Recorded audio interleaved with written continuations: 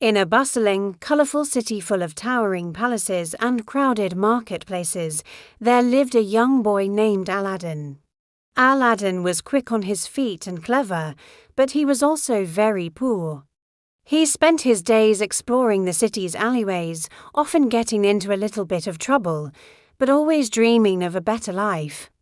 One day, while wandering through the Grand Bazaar, he saw the most beautiful person he had ever laid eyes on. It was Princess Jasmine, the daughter of the Sultan, who had snuck out of the palace to see what life was like for her people. For Aladdin, it was love at first sight. He knew, from that moment on, that he had to find a way to meet her again. A few days later, a mysterious man approached Aladdin. He wore dark, swirling robes and had a long, twisted beard. He introduced himself as a sorcerer from a faraway land and promised Aladdin riches beyond his wildest dreams.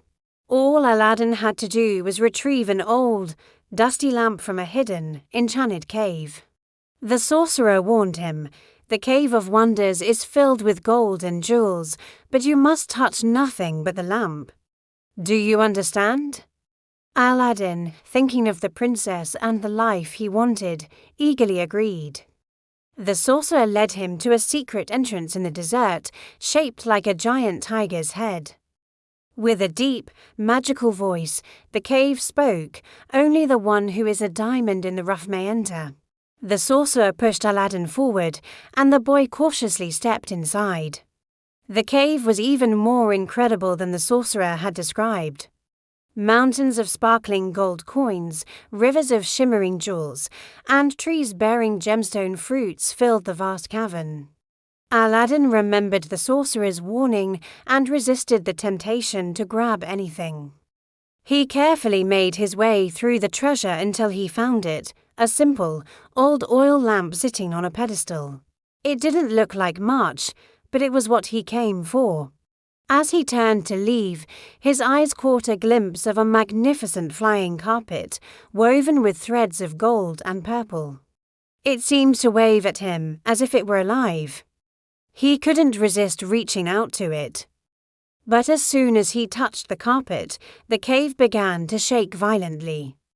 "You have touched the forbidden treasure," a voice boomed. The entrance began to close, and rocks started to fall.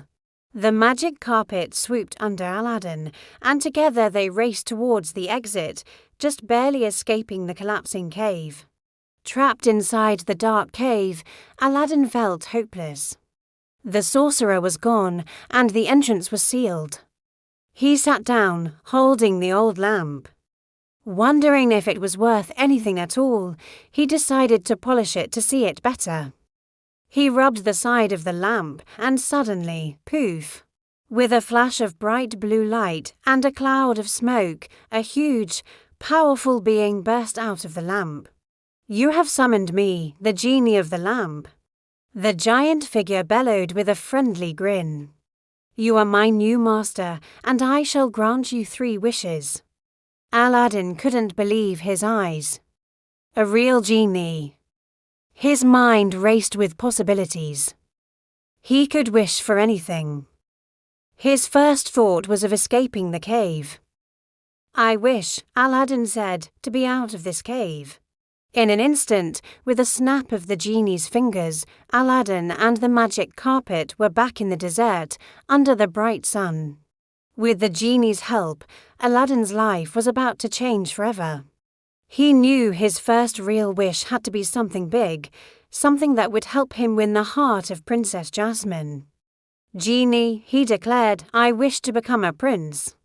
With another spectacular display of magic, the genie transformed Aladdin's simple clothes into royal robes.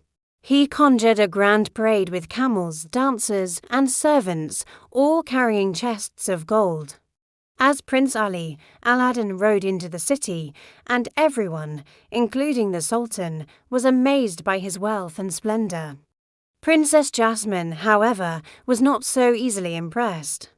She had met many princes before and found them all to be arrogant and boring. She wanted someone who was kind and adventurous, not just rich. That night, Aladdin, still dressed as Prince Ali, visited Jasmine on her balcony. He invited her for a ride on his magic carpet. Hesitant at first, she finally agreed. They soared through the night sky, flying over the city and above the clouds. It was a magical and thrilling adventure. During the flight, Jasmine realized this prince was the same boy she had met in the marketplace. She saw the real Aladdin, the clever and daring boy she liked, not the show-off prince.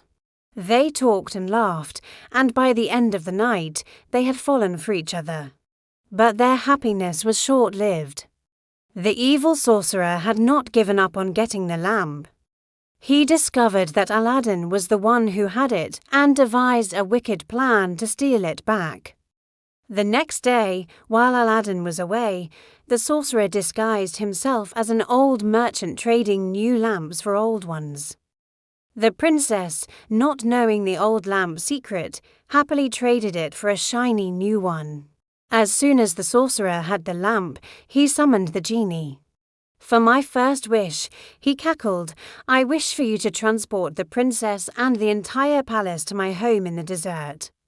In a flash, the palace vanished, leaving a stunned Aladdin behind. Realizing what had happened, Aladdin knew he had to save Jasmine.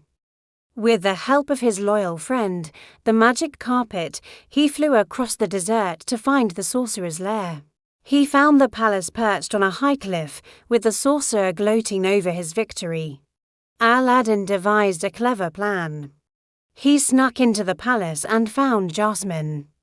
Together, they decided to trick the sorcerer.